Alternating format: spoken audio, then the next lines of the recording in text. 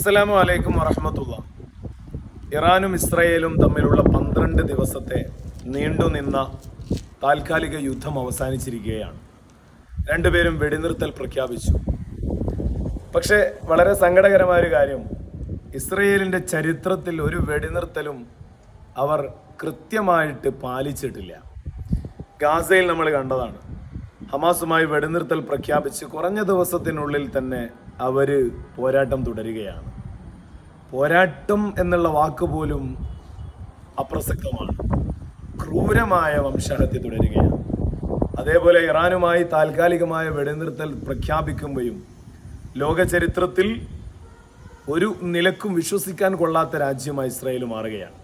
തെല്ലവീവിലും അതുപോലെ തന്നെ ഹൈഫയിലുമൊക്കെ നിരന്തരമായി പതിഞ്ഞ ബാലിസ്റ്റിക് മിസൈലുകളുടെ ആക്രമണത്തിൽ ഇസ്രായേൽ ഞെട്ടുകയാണ്.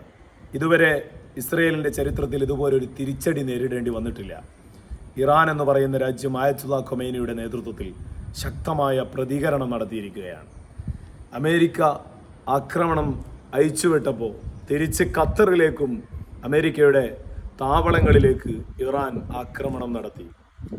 കൃത്യമായി പറഞ്ഞാൽ ലോകത്ത് പശ്ചിമേഷ്യയിൽ പുതിയ ഒരു ശക്തി രാജ്യം ഉടലെടുത്തിരിക്കുകയാണ് ഇറാൻ.